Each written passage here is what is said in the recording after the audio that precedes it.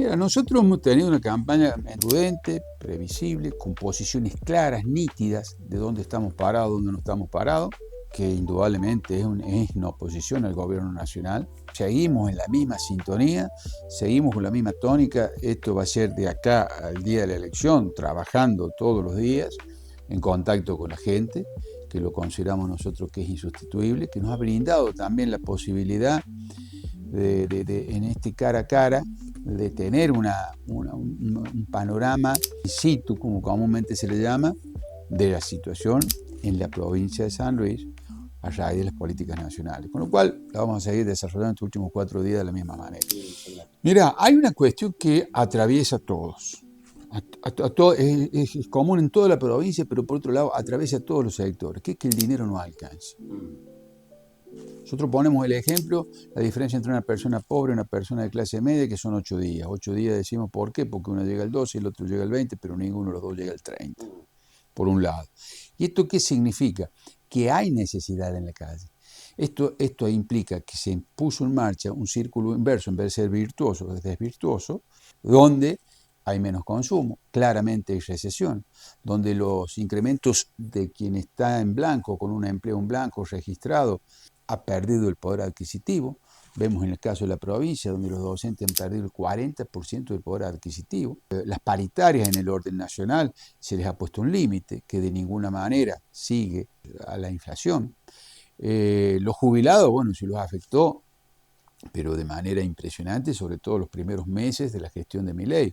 Con lo cual, bueno, es la situación o el sector social donde está la situación más dramática. Una persona jubilada con la mínima o una persona jubilada, ¿cómo hace para llegar a fin de mes? Con 370.000 pesos y vos tenés una tarifa, una bolita de la luz, 50, 60.000 pesos, 70.000 pesos, ¿cómo haces? Donde aparte te sacaron remedios del Vademécum, por aparte los remedios cuestan muchísimo más, donde otros aparte tenés una cobertura inferior.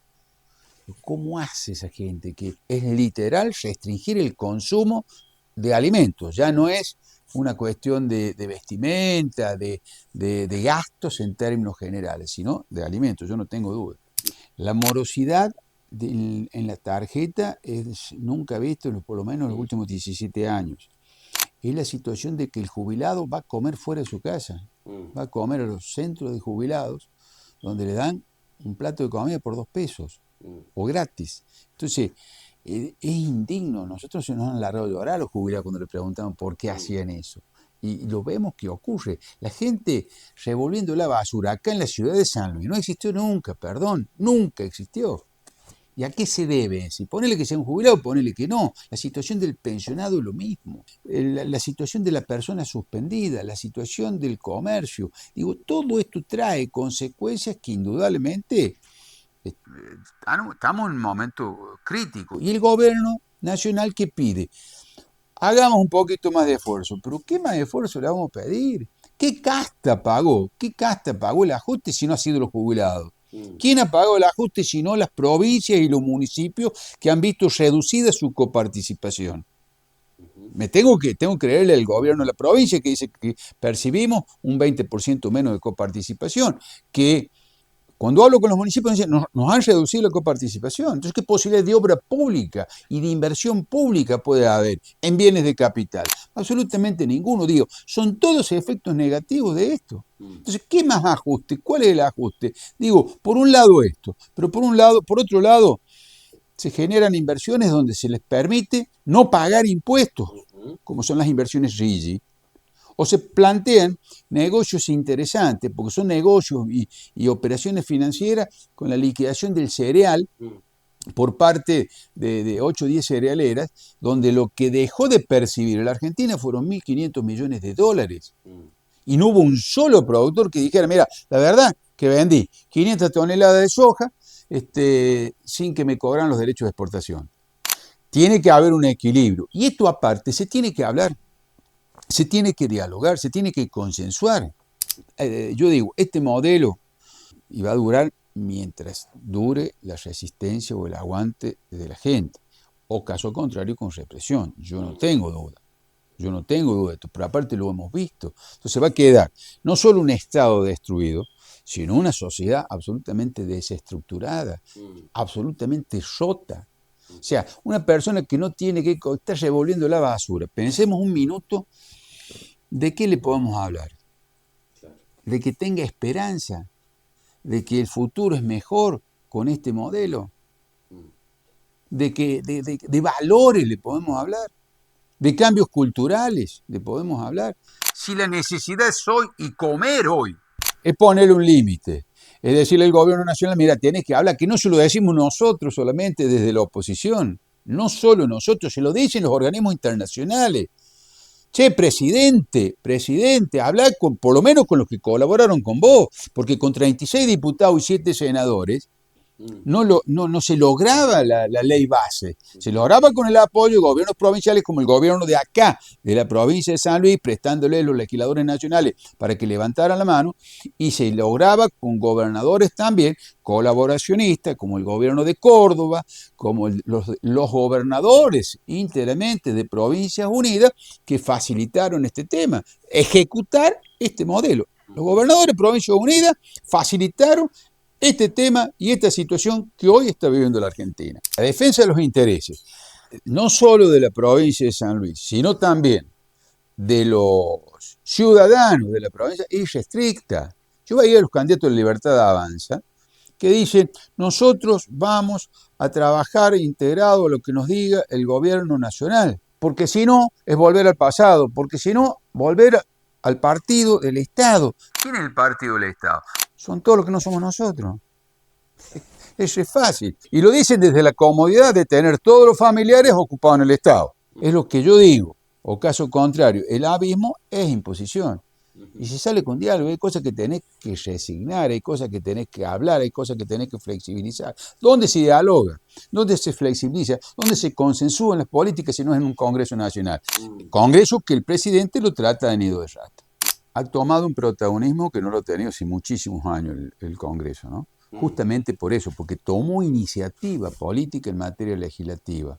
Entonces, ¿qué dijo? A la salud pública hay que financiarla. A las universidades hay que financiarlas, no las podemos desfinanciar a las universidades. Provincias hay que coparticiparle los fondos, de ATN, como ser. Bueno, tomó iniciativa que hace mucho tiempo no lo toma. Y esta es la importancia del Congreso. Por eso nosotros decimos, mira, no es una elección más, no es una cuestión de nombres esto, es un modelo. Entonces, tiene una importancia, yo creo que es una elección muy importante, pero volviendo al tema del Congreso, por supuesto, ha tomado un protagonismo que creo que es determinante por lo que ha generado las políticas públicas, no la figura de una persona, las políticas públicas ejecutadas por Milei. Cuando nosotros vemos al ministro de la Desregulación hablar de que el presidente Milei, cuando le llevó la propuesta de regulación, gemía de placer, digo yo, acá no hay crueldad, porque mucho se lo acusa el gobierno nacional en la ejecución de esta política con crueldad. No hay crueldad, hay perversión, que es distinta de la crueldad. Es disfrute con el sufrimiento ajeno. Yo disfruto con el sufrimiento ajeno. Entonces, con un jubilado que no llega a fin de mes, indudablemente yo no dudo que el gobierno nacional disfruta, como disfrutaba el vocero presidencial cuando decía el lunes vamos a echar tantos. Yo estoy a favor de la continuidad del presidente. Yo no estoy de acuerdo con la historia del juicio político. Tiene que terminar su mandato el presidente Milei. Esto que tiene, yo lo digo con absoluta claridad, tiene que terminar su mandato. Yo sí aspiro a que dialogue. Hay un número mágico que ellos plantean que es el de 86 diputados. Es una cuestión difícil de llegar por parte de ellos, con lo cual van a necesitar por lo menos los propios aliados del PRO, de Juntos por el Cambio, de los gobernadores amigos que han tenido, ¿no es cierto?, para sostener justamente los vetos. Este es el número que se necesita. Le va a resultar difícil. Todo indica que el peronismo en el orden nacional va a tener un resultado favorable. Pero yo, independientemente del resultado, un poco más, un poco menos, favorable o no favorable, gane la Libertad Avanza, llegue al número de 86 diputados, creo que hay que hablar. Digo, no puede ser que no se dialogue. Porque, digo, esta mezcla que existe de decir el comunista de Kicillof o los populismos comunistas, es una mezcla de palabras y adjetivos y rótulos que no guarda el más mínimo sentido. porque es nosotros o el caos. No se lo puede plantear así. Y hay países acá, vecinos nuestros, que tienen políticos y políticas permanentes distintas. Entonces pasó Chile de Piñera a Boric y la política exterior no cambió y la política económica no ha tenido un giro drástico, como lo mismo podemos ver en Uruguay. Esto es lo que yo aspiro, esto es lo que me gustaría para mi país. Y me vas a encontrar a mí, Jorge Fernández, justicialista o peronista de la provincia de San Luis, dialogando. Las veces que se ha convocado a dialogar, yo voy a ir a hablar. El diálogo construye o no destruye. Motosierra destruye. ¿Qué tiene para decir la provincia de San Luis? Primero que le tienen que transferir los fondos que le corresponden a la provincia de San Luis. Segundo, tiene que cuidar a los jubilados de la provincia de San Luis. Son más de 64.000 los jubilados que hay en la provincia de San Luis. Nosotros creemos en el equilibrio fiscal, creemos en la obra pública con equilibrio fiscal, sin desdoblar sueldos. Creemos en el equilibrio fiscal sin necesidad de que la provincia se endeude. Jamás, nunca se endeudó. Tiene una tradición en esa. Y tiene una tradición en defensa de sus intereses, desde régimen de coparticipación a reclamo de dinero del corralito y de montones de otros rubros que la nación le ha debido y que ha tenido que iniciar juicio la provincia para que le sean reconocidos sus derechos. Y esto atraviesa gobiernos nacionales de distintos signos políticos. Es la defensa irrestricta de la provincia. Cuando se ven afectados los intereses, ¿por qué? Por una cuestión sencilla, porque la provincia es preexistente a la nación y porque tenemos que tener en claro que nosotros nos tenemos que defender. Nos tenemos que defender porque no podemos permitir que un centralismo nos avasalle. Centralismo es muy típico del centralismo, que no significa que la persona sea porteña o no sea porteña. Significa asumir mentalmente la condición de centralista. ¿Cuáles son los intereses de la provincia? Esto. Había planes de vivienda, se firmaban contratos para hacerlo, no se cumplían. Para algunos sí, para otros no. Que no existen políticas de premios y castigos por simpatía política, porque la provincia tomó presidencia y ahora está, de alguna manera apoyando la lista de la Libertad Avanza, firmaron la reanudación de una obra del acueducto de la Florida o la devolución de dinero de una vivienda que no había cumplido la nación y que en 12 cuotas se lo va a devolver. Esto, la verdad, la coloca casi de rodillas la provincia de San Luis. Esto no tiene que ser exigencia o devolución de favores políticos, tiene que ser exigencia, más allá después del alineamiento político que se tenga o no se tenga. Otra cuestión que caracteriza al gobierno nacional, la falta de cumplimiento de la palabra empeñada, lo dicen todos los gobernadores. Lo dicen todos los gobernadores, yo lo digo, que es con quien se comprometió el gobierno nacional a partir de que las provincias aportaron los votos necesarios con sus legisladores para que Milei sacara las leyes que ha sacado. Los diputados del espacio del gobierno de la provincia votaron todas las leyes del presidente de la nación. O sea, yo creo que hay una comunión indisimulable. Hay que pensar en la devolución del IVA a la gente que menos cobra, que menos ingresos tiene. Y el otro tema que yo creo como perteneciente, de alguna manera vinculado, es lo que tiene que ver con el campo. Tiene que empezar a ejecutarse políticas para que se eliminen los derechos de retención, la retención, los derechos de exportación. Y hay propuestas concretas que tienen que ver con las emisiones de bonos, pagaderos a largo plazo, pero que esos bonos, mientras tanto, los productores lo pueden hacer. Lo pueden utilizar a los fines de cancelar deudas justamente con el Estado Nacional, que me parece que facilitaría la cuestión para la reinversión. Parece que es el camino hacia ahí. Parece que la Argentina, si le quita un poquito el pie el Estado Nacional a los productores agropecuarios, me parece que con un bono, lo ha planteado algunas fundaciones, ha estado un estudio en carpeta en manos del ministro Caputo, me parece que ese es el camino. Y otro tema muy importante, pero muy importante, que seguramente va a ser tratado en diciembre o en enero, es el tema del presupuesto, que afecta directamente a la provincia de San Luis, ¿no? De hecho, ni siquiera hubo voluntad de presentar un proyecto, ni el buen hombre presidente de la Comisión de Presupuesto, que era nada más ni nada menos que Esper, convocar a la Comisión de Presupuesto, ¿no? Porque no le interesaba, claramente. Era trabajar con un presupuesto viejo y desactualizado para manejar la discreción. Es la discrecionalidad que el gobierno nacional ha tenido, pero por supuesto. Entonces, tenés que ir analizando punto por punto y decir a quién afectás y a quién no afectás y salvar al que menos tiene, al más necesitado. Algo de empatía tenés que tener. ¿Qué culpa tiene un jubilado que trabajó toda una vida, que tiene 35 años de aporte, 65 años, 70 años de edad, de cobrar la mínima? Que me explique. Que me explique qué culpa tiene y por qué le pedimos el ajuste a él, por qué le pedimos que él pague el ajuste. El ajuste tiene tres explicaciones. El ajuste, el equilibrio fiscal tiene sistema previsional, o sea, el haber jubilatorio, el haber previsional de los jubilados, tiene que ver con las transferencias a las provincias y tiene que ver con la obra pública. Ahora, las rutas están destruidas, no hay obra pública en ningún lado, hay 65.000 puestos perdidos en la industria de la construcción que tienen que ver con la obra pública. Hay incumplimiento, hay deterioro de la infraestructura pública, desde puertos a rutas, lo que se le ocurra. Hoy la Argentina, fíjate la importancia de la obra pública, hoy la Argentina tiene gas, gracias al gasoducto ese que inauguró Alberto Fernández, que le llamaba Néstor Kirchner, no sé qué nombre tendrá ahora, pero que le pusieron el nombre de Néstor Kirchner. Si no, tendríamos un problema, hubiéramos tenido problemas de gas.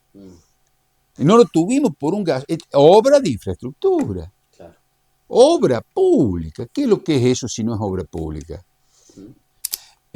Había un vecino de la ciudad de Villa Mercedes, trabaja en una de las plantas de una de las acerías más importantes, la más importante de la Argentina, y estaba suspendido, cobrando el 75%. Nos comentaba que en Campana habían ya despedido no sé cuánta gente. Le voy a confesar, yo voté a Milei. Porque ha habido cansancio del peronismo, porque hicimos cosas mal nosotros. Nosotros creíamos que podemos seguir emitiendo y seguir caminando en la Argentina con una inflación del 10, del 20%, y creímos que podemos seguir con desequilibrio fiscal. Y cuando vos tenés problemas, no podés gastar más de lo que ingresa, no lo podés gastar. Es sentido común. La provincia de San Luis sabe lo que es equilibrio fiscal. Con obra pública, con crecimiento, sin tomar deuda, sin desdoblar salarios. Lo ha tenido siempre el equilibrio fiscal. Ahora hay que cuidar, hay que tener un Estado acotado, eficiente, que resuelva los problemas de la gente. Ajustá, porque estamos en crisis. Por supuesto que un tipo que es economista te termina diciendo, no, mira, tocamos acá a los jubilados y bajamos el 0,7 del PBI. Y tocamos la obra pública y bajamos el 1% y no le transferimos las provincias y el otro 1% tenemos equilibrio fiscal. Ah, sí, es fácil. Mientras tanto, ¿qué? Seguimos con un Estado ineficiente, cada vez más incumplidor, cada vez con más problemas. Es con bisturí, mirando, porque detrás de la decisión hay gente. Ganemos o perdamos las elecciones, tenemos que prepararnos para ser mejor. No podemos seguir pensando que la culpa es de Milei. Tenemos muchísimo que ver nosotros, muchísimo que ver. No solo con la situación del país, sino de que Milei está en la presidencia. Tenemos muchísima responsabilidad de todos, porque hicimos mal gobierno.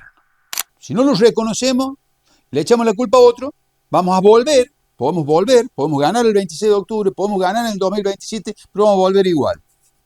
Y no es la solución para el país. Si nosotros partimos del reconocimiento del error, creo que podemos ser mejor y tenemos que prepararnos. No solo políticamente, sino técnicamente. Porque hay gente capacitada en la República Argentina. El peronismo tiene cuadros técnicos capacitados para plantear una alternativa. La tenemos que elaborar, la tenemos que plantear y explicarla con claridad. Seguramente en ese tiempo puede surgir, o van a surgir, no tengo duda, liderazgos que la expresen unos mejor que otros. Pero creo que podemos llegar a ser alternativas o generar expectativas o una esperanza con un proyecto distinto, o una esperanza mejor de la que propone el gobierno actual.